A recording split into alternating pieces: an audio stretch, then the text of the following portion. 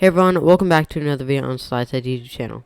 Alright guys, in today's video I'm going to show you guys how you can make the best drift tune possible in this game, Southwest Florida. So what we're going to do is we're going to go ahead and grab a rear wheel drive car. You can see if it's rear wheel drive or not by hovering over the car. And you want to make sure that it has already about, I'm trying to think. You want to have a standard of, let me find one of my drift cars here. And I'll see if it shows how much it actually has. Or okay, so you want to be making around 500 horsepower stock.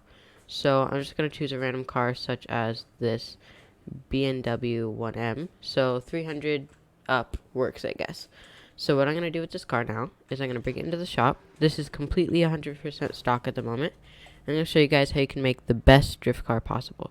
So what we want to do is hop into the performance area, upgrade the engine all the way, force induction. You want to check first to see if the turbo or supercharging will give you the most power possible. And you can see it down here. That's going to give me 215 horsepower. So I'm going to do the superchargers there. Put on the race brakes. All this doesn't really matter too much, but I do max weight reduction. Put on drift tires. Transmission, I always do race. Suspension, I kind of just drop the stiffness a little bit in the front and back. In this case, I'm just going to drop the stiffness all the way, maybe a little less, so that it'll still drift and drive. Alright, I'm going to raise the back just a little bit more, but the stiffness doesn't really matter too much, or the suspension in general. Alright, wheel width doesn't matter for this, although it might help you a little bit to have thinner wheels, so I guess just keep it stock. Alright, and then steering, I always upgrade the drivetrain to about here, here, and here. Doesn't matter exactly though. And then here is where it does matter most, in my opinion at least. So what we're going to do is, let me go ahead and open up this image that I have saved with how much steering angle and stuff we want to put on this car. Let me open that up, and we're good to go. Alright, so what we want to do, guys, is have your steer speed up to 110. So you can type that in if you want, just by going here. So 110 steer speed. Return speed you want to keep normal. Steer decay is normal.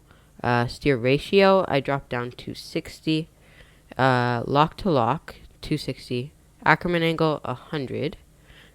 And then as far as gyro tuning goes, you want 205, 500, and 15. So I guess really the only thing we'd change is the steer ratio and I think the steer speed. And that is how you guys, or that's how you make a drift car. This should work pretty well now. Let me go ahead and just throw on some nice rims so that this looks a little bit better. I'm just going to throw on these random stance wheels. Or you're not here. Let's put these on. There we go. Alright. And then let me paint this just because then it'll be kind of more how I like it. But the color does not matter to the tuning of the car, of course. Alright, there we go. Make it a bit brighter. And let's purchase that. Alright, there we go. And that is our car done.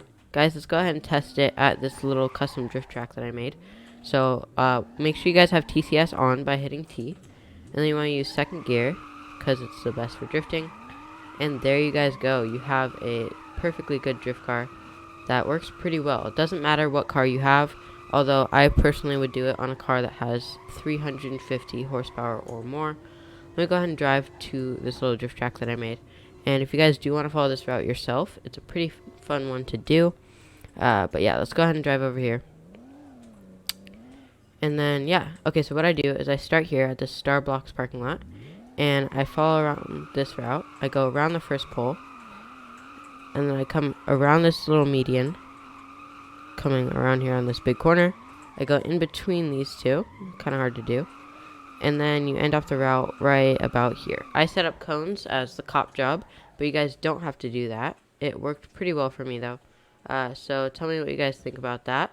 Make sure you guys follow all these steps correctly so that you guys can make the best drift car possible. And yeah, I hope you guys have a good rest of your day and found this video helpful. And I'll see you guys next time. Bye!